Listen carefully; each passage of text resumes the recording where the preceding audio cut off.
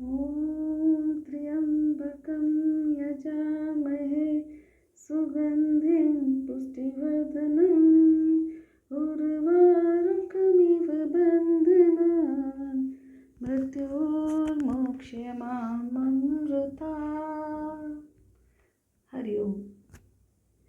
जिस समय सृष्टि की रचना भगवान शिव के द्वारा की गई और शिव ने ब्रह्मा विष्णु की उत्पत्ति की तथा माता पार्वती का विवाह शिव के साथ हुआ, यह उस समय की सुंदर लीला का वर्णन है। तो आइए इस शिव लीला का गुणगान करते हैं। आज मैं शिव आराधना की शिव भक्तों के लिए सुंदर, अति सुंदर भावों के एक एक मोती को माला में पिरोती हूँ। तो आइए इस वीडियो को शुरू करते हैं। मैं आध्यात्मिक दृष्टि चैनल पर आपका हार्दिक स्वागत करती हूँ। शिव कृपा से आप सब पर बनी रहे, ऐसी ईश्वर से मैं कामना करती हूँ। और यह उस समय की बात है जब नगर में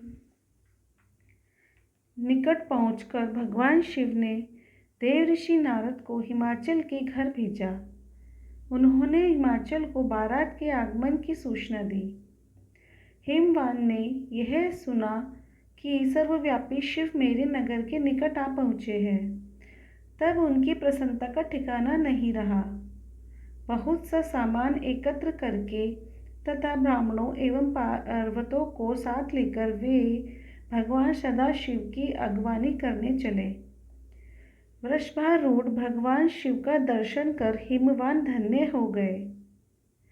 करोड़ों कामदेवों की छवि को मलिन करने वाले महेश्वर की शोभा अद्भुत थी। इसके दिव्य अंगों के प्रकाश से संपूर्ण दिशाएं प्रकाशित हो रही थी। उनका श्री अंग नूतन रेशमी वस्त्र से सुशोभित था। उनके मस्तक का दिव्य मुकुट नाना रत्नों से जड़ा हुआ था, जिससे आंखों को चौंधिया देने वाला प्रकाश निकल रहा था। आभूषण बने हुए सर्प उनकी अंग कांति को द्विगुणित कर रहे थे। गिरिराज ने सबको सादर प्रणाम किया। तदंतर भगवान शिव की आज्ञा से बारात की अगवानी करते हुए वे अपने नगर की ओर चले। हिमवान के पीछे महादेव जी अपने बारातियों के साथ शीघ्रतापूर्वक चलने लगे। माता पार्वती मैना के भीतर बहुत ही अहंकार था।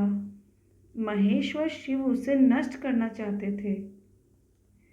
इसलिए उन्होंने भगवान विष्णु और ब्रह्मा जी से कहा, आप दोनों मेरी आज्ञा से देवताओं सहित अलग अलग गिरिराज के द्वार पर पहुँचे। हम पीछे से आएंगे। शिवजी की आज्ञा शिरोधार्य कर सर्वप्रथम भगवान विष्णु हिमवान के द्वार पर पधारे। वे संपूर्ण शोभा से संपन्न थे। उनका सौंदर्य करोड़ों कामदेवों को लज्जित कर रहा था। उन्हें देखकर मैना के नेत्र चकोर बन गए। उन्होंने प्रमोदित होकर नारद जी से पूछा, नारद, क्या यही है मेरी शिवा के पति? नारद जी बोले, नहीं देवी, ये शिवा के पति नहीं, ये तो भगवान श्री हरि हैं। ये भगवान शिव के संपूर्ण कर्मों के अधिकारी तथा उनके प्रिय हैं। शिवा के पति तो इनसे भी बढ़कर है। इनकी शोभा का वर्णन ही नहीं हो सकता। इसी प्रकार एक एक करके सभी देवता आते, मैना उनका परिचय पूछती और नारद जी को उनका महेश्वर शिवा का सेवक बतलाते। मैना हर्षमग्न होकर अपने तथा पार्वती के सौभाग्य की सराहना करने लगी। उसी समय मैना का अहंकार चूर्ण करने के उद्देश्य से अद्भुत वेश में परमेश्वर शिव पधारे। वे स्वयं तो अद्भुत थे ही, उनके अनुचर और भी अद्भुत थे। कुछ के मुख तो टेढ़े थे और कुछ के अत्यंत कुरूपी दिखाई देते थे। कुछ लंगड़े थे, कुछ अंधे थे, कुछ के तो मुख ही नहीं थे। तो कुछ बहुत ही मुख वाले थे। सभी विचित्र वेशभूषा धारण किए थे। उनके बीच में भगवान शंकर वृषभ पर सवार थे। उनके 5 मुख थे और प्रत्येक मुख पर 3-3 नेत्र थे। मस्तक पर जटाजूट, गले में सर्पों की माला, 10 हाथ, हाथ में पिनाक, त्रिशूल, आंखें भयानक विचित्र वेश का था शिव जी का।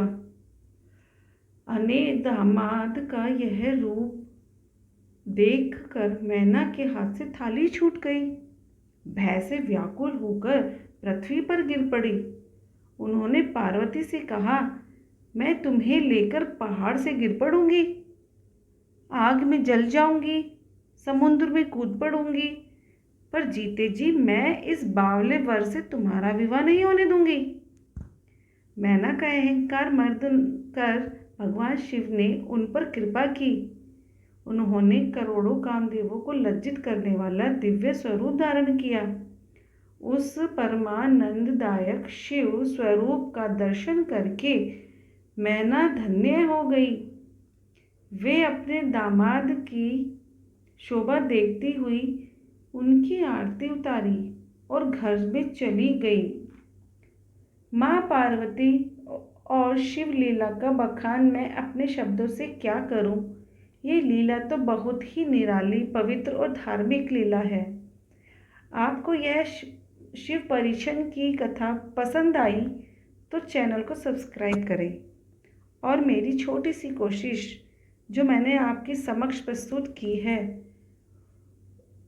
उसे लाइक कर प्यार से मुझे मेहनत करने की हिम्मत मिलती है। धन्यवाद। हर हर महादेव, हर हर महादेव, हर हर